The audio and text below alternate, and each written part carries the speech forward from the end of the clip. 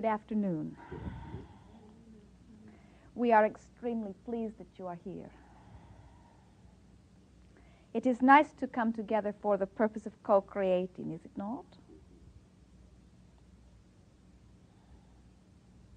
What is it that brings you here? You come with reason? You are knowing what you are wanting? Let us hear from you.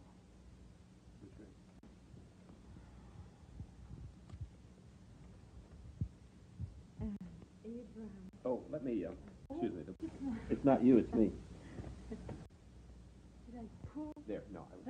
with the greed and the... Ideally, if I was wise, I would listen to one tape, one only tape, and I would go deeper and deeper in the understanding of this tape. And I'm sure there would be nourishment for a long, long time. But I seem to flutter from this to there, and like a butterfly. And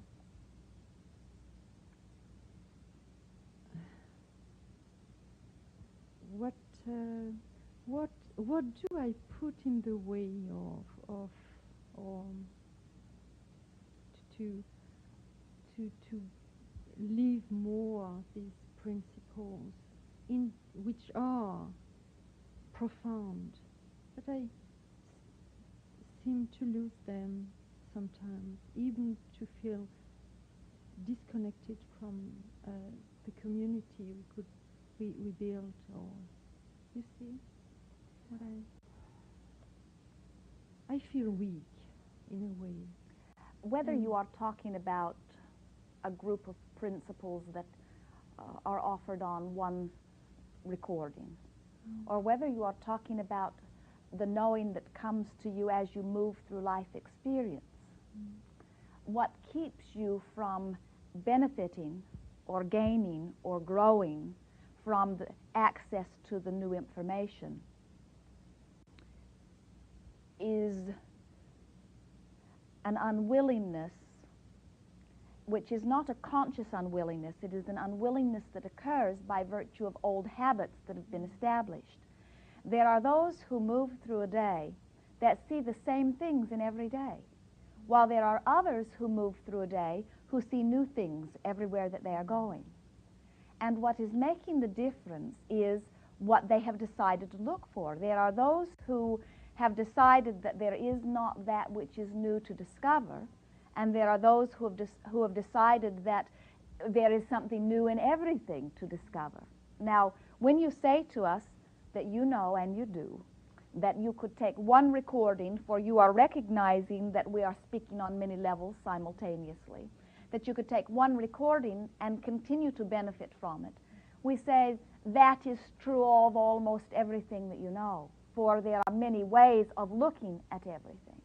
The reason that you gravitate to a new way of hearing it, or the reason that you keep wanting a new experience, is because you are wanting to find ways, new ways, of breaking down old patterns. In other words, you are recognizing that some of those beliefs, and a belief is nothing more than a habitual thought. You see, a belief is just a thought that you keep thinking. And so, all is well with you? Esther bought a new recording at one time, a new recording machine. And as it was for the purpose of taking messages from friends who were calling when she was away. And when she would leave the house, she sometimes would not turn it on because it was so new. And so she made a note and put the note on the door, turn on the answering machine. And the note was effective for a little while, but soon the note began to look just like the door. In other words, she did not notice the note. Are you all right here? The volume seems a little low, and I was just checking around. You are...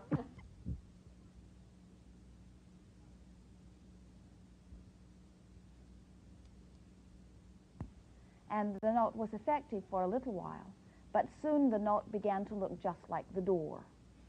In other words, she did not notice the note. What's happening with you is you are, at one level, aware that there are those new ideas that are there for you, and you're wanting to reach out for them. And on another level, you are aware that you are still moving through life, approaching it in very much the same way. And we say that is a very normal thing. What you are wanting to do is to feel yourself growing. That's what you really are wanting. We made a statement to a group of friends who gathered recently, and we said, it is the basis of your life. In other words, all that you are living, the basis of it, is the absolute freedom that is inherent to all of you. The goal or the objective of life, physical or non-physical, with the basis being freedom, the objective is joy. And the result is growth. Now, think about if you can get those things in your mind in the way that we're offering them. Freedom is a given. In other words, no one, no matter how hard they try, can ever remove your freedom from you, because there is only one law in all of the universe, and it is law of attraction, not law of assertion. Nobody else can assert into your experience. And so as you have law of attraction, and only law of attraction, that is making the difference in what you are living, you are absolutely free to attract whatever it is you choose. As you understand that your objective or your goal is joy, not growth or freedom. Freedom is. And growth is the result of your seeking of joy. Then what happens is everything falls into a sort of alignment, you see. And so if you would make your objective, as you said to us, I feel stuck, or I feel like I am not growing, or I feel weak. What we are wanting you to understand is the reason you feel weak is because you do not have the objective of joy as your predominant objective. Your objective probably, with most beings that are of the intensity that you are, most of you have this great determination to have growth.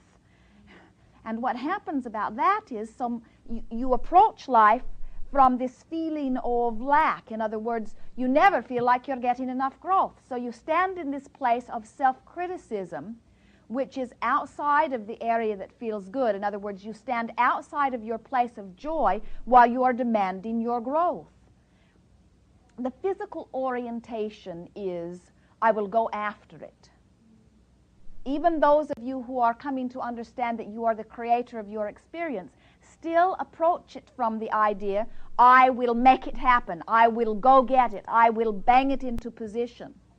You see life, now it isn't fair for us to say all of you do, but most of you see life as a struggle, something that must be pushed against. And if you struggle hard enough and long enough, hopefully you will win, at least win some reward. And we say, the way you have been approaching life is so alien to the way the laws work that most of you don't get very far with that sort of struggle. What happens is you go a mile that way, and then a mile that way, and then a mile that way, and then a mile that way, and then a mile that way, and then you say, I'm tired and I've gotten nowhere.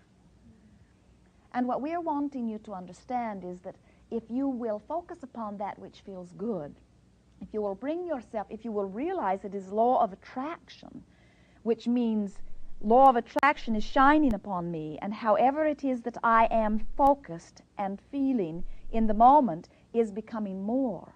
So that you focus at the very early stages of a day on getting hold of a little piece of a tail of something that feels good, and then pulling on it longer and longer and longer until you are really getting some momentum of feeling good, then doors begin opening for you.